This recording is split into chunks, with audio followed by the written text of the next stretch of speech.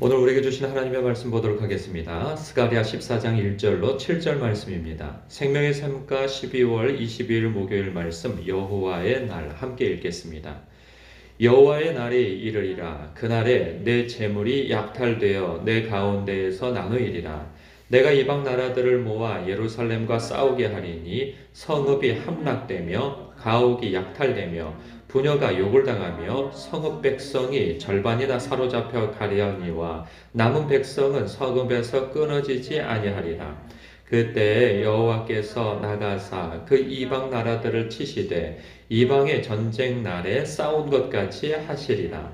그날에 그의 발이 예루살렘 앞 곧 동쪽 감람산에 서실 것이요 감람산은 그 한가운데가 동서로 갈라져 매우 큰 골짜기가 되어서 산 절반은 북으로 절반은 남으로 옮기고 그 산 골짜기는 아셀까지 이를지라.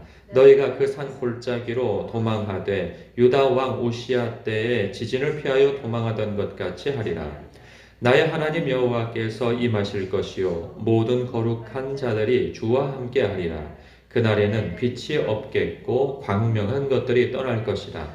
여호와께서 아시는 한 날이 있으리니 낮도 아니요 밤도 아니라 어두워 갈 때 빛이 있으리로다. 아멘.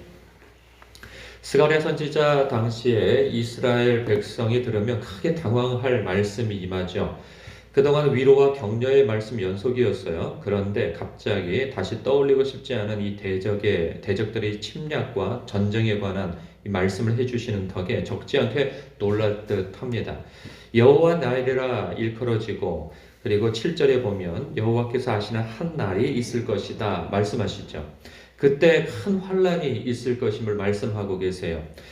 이중 예언이죠. 하나는 언제일지 모르지만 언젠가는 이 대적이 쳐들어오는 날이 있을 것이다 라고 하는 그러한 예언의 말씀이 될 것이고요. 또 하나는 마지막 날, 즉 예수님의 재림의 날 때이죠. 이들은 이 날을 잘 이해를 하지 못합니다. 그 앞서 초림이 있을 것이라고 하는 그 때와 더불어서 이제 다시 오실 예수님의 그때 심판의 날입니다. 이것은 이 인류의 마지막 날이 될 것이고 그리고 모든 믿는 자들에게는 소망의 날이 되는 것이죠. 그 소망의 날에 앞서서 큰 환란이 있을 것임을 말씀해 주고 있어요. 근데 여기에서는 장차 있을 어떤 큰 전쟁에 대한 말씀으로 받는 것이 맞을 듯 싶습니다. 1세기 때 그들의 위치에서 볼 때 마지막 날은 너무나도 먼 날이고 그리고 그들에게 있어서 이 말씀은 잘 와닿지 않는 말씀이 될 거예요.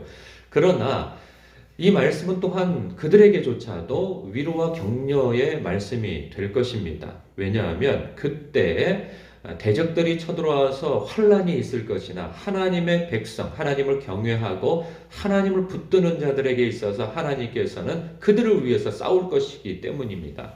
보면요. 1절과 2절은 그 여호와의 날, 그날에 큰 환란이 있을 것에 대한 말씀을 하시는데 그러나 2절 마지막에 보면 남은 백성은 성읍에서 끊어지지 않을 것이다 라고 하는 말씀을 주시고 계세요. 남은 자라고 하는 남은 백성은 어떤 사람들이냐? 여호와를 경외하는 사람들입니다. 어떤 상황에서도 하나님을 붙드는 사람들인 것이죠. 그 사람들을 위해서 하나님께서 싸울 것이라는 거예요. 그래서 3절부터 5절까지의 말씀을 보면 그때 하나님께서 어떻게 싸우실 것인가에 대한 말씀을 해주고 계세요. 3절에 그때 여호와께서 나가사 그 이방 나라들을 치시되 이왕의 전쟁 날에 싸운 것 같이 하실 것이라는 거예요. 여기서 이왕의 전쟁 날이라는 게 무슨 표현일까? 무슨 뜻일까 싶어요. 근데 이 말씀은 이전이라는 표현으로 바꾸면 될 거예요. 이전의 전쟁 날에 싸운 것 같이 하시리라. 이전 전쟁에 싸우신 것 같이 하신다? 그것은 바로 이전에도 많은 전쟁들이 있었어요. 그 이스라엘 역사에 보면.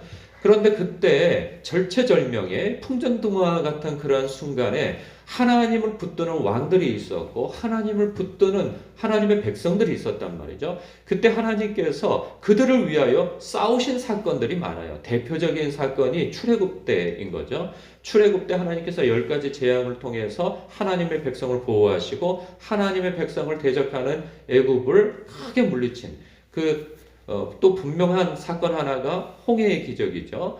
하나님의 백성들, 하나님을 의지하는 하나님의 백성들을 위해서는 물을 가르시고 바다를 가르셨죠. 그러나 하나님을 시험하고 대적하는 자들에게 있어서는 그 물을 덮어서 싹 진멸을 하는 그러한 사건을 연상케 해줍니다. 그러면서 4절에 이하에 보면 그날에 그의 발이 예루살렘 앞 곧 동쪽 감람산에 서실 것이요. 그의 발이라 하면 하나님의 임재를 뜻하죠.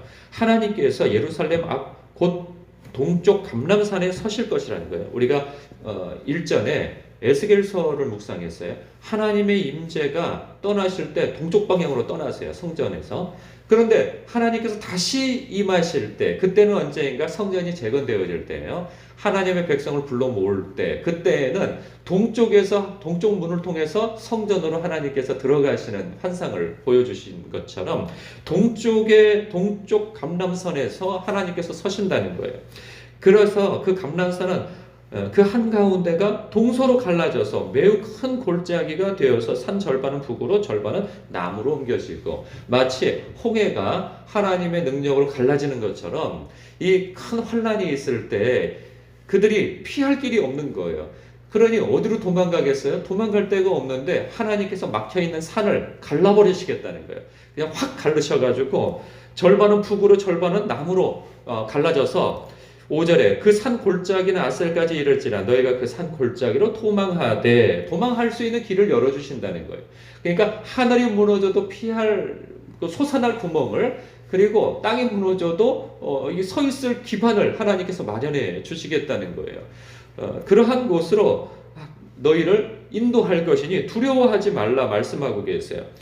그러니까 유다 왕 우시야 때에 지진을 피하여 도망하던 것 같이 할 것이다. 나의 하나님 여호와께서 임하실 것이요 모든 거룩한 자들이 주와 함께 하리라. 많은 사람들이 그 두려움 가운데 압도되어져서 하나님을 붙잡지 못하는 사람들도 있을 것이나 그러나 끝까지 하나님을 붙들고 견디고 하나님과 함께 하는 자 살 것이다. 그 말씀을 하고 계시는 거죠.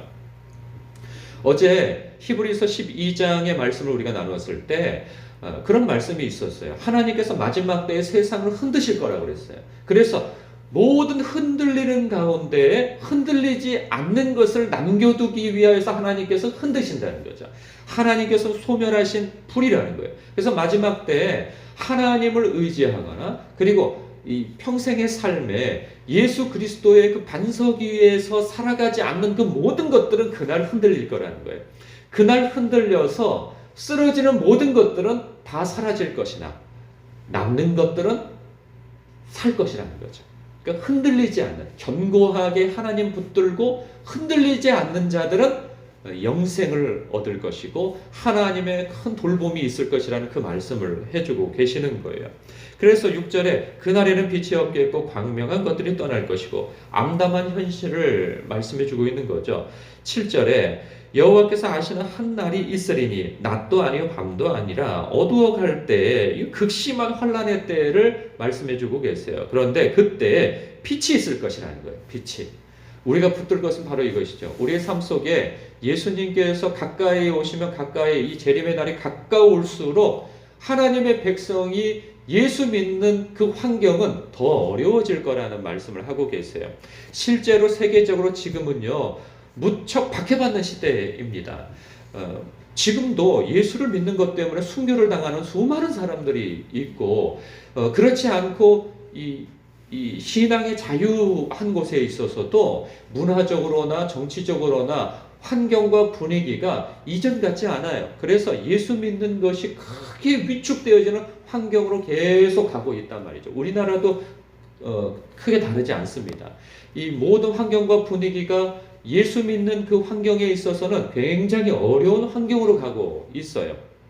그냥 단순히 사람들이 문화에 의해서 교회를 안 나오고 뭐 이런 문제가 아니고 정치적인 대격변도 일어날 수 있다는 그러한 것도 우리가 염두에 두어야 하는 것이죠. 그러나 어떠한 어려움이 있다 할지라도 하나님의 빛이 하나님의 백성을 비추고 있다는 말씀을 하고 있는 거예요. 그러니 두려워하지 말라 그 말씀을 해주고 계시는 거죠.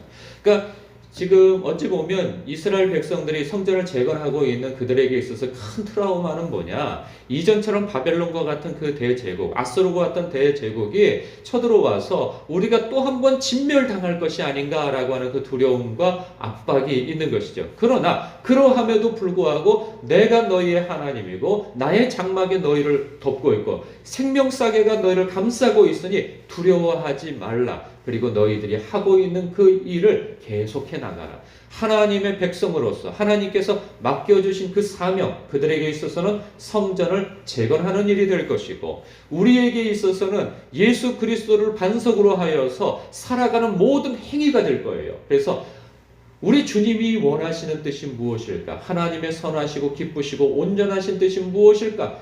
사업처에서, 직장에서, 가정에서, 이웃 간의 관계에서, 교회 안에서 하나님의 나라는 우리 하나님의 말씀의 통치를 받고 있는 예수의 말씀의 통치를 받고 있는 우리들의 삶 전반이 하나님의 나라인 것이죠. 그 나라에서 우리가 마지막 때 하나님의 불이 우리의 삶을 싹 끄슬러 가지고 너에게 남겨진 것이 무엇이냐라고 할 때 예수를 사랑하는 때에서 나오는 그 모든 것들은 공력으로 남겨질 거라고 하신 말씀이 있지 않았겠어요? 그런 것처럼 우리의 삶 속에서도 남는 것들이 있어야 할 것입니다. 예수님을 사랑함으로 인하여서 행한 그 모든 것들, 하나님의 뜻 가운데서 행한 그 모든 것들이 남겨져야 할 것입니다. 여러분들이 오늘까지가 아니라 늘 하나님 앞에 말씀을 붙들고 기도의 자리를 지켜내고 그리고 어찌하든지 하나님의 뜻 가운데에서 말씀의 뜻 가운데에서 예수님이라면 어떤 선택을 하실까 염두하면서 여러분의 삶을 여기까지 살아오신 것처럼 앞으로도 그렇게 사시길 주님의 이름으로 축복합니다. 그럴 때 하나님께서 여러분과 함께 하실 것이고 여러분도 함께 하심이 계속되어져서 어떠한 상황 가운데에서도 대환란의 날에 이른다 할지라도 개인적인 환란의 날에 이른다 할지라도 빛이 있을 것입니다. 그 빛 가운데에서 하나님의 선하신 도우심과 합력하여 선을 이루심과 합력하여 복을 이루시는 방향으로 이끄시는 하나님의 신실하심을 경험하는 저와 여러분 되시길 주님의 이름으로 축복합니다. 기도하겠습니다.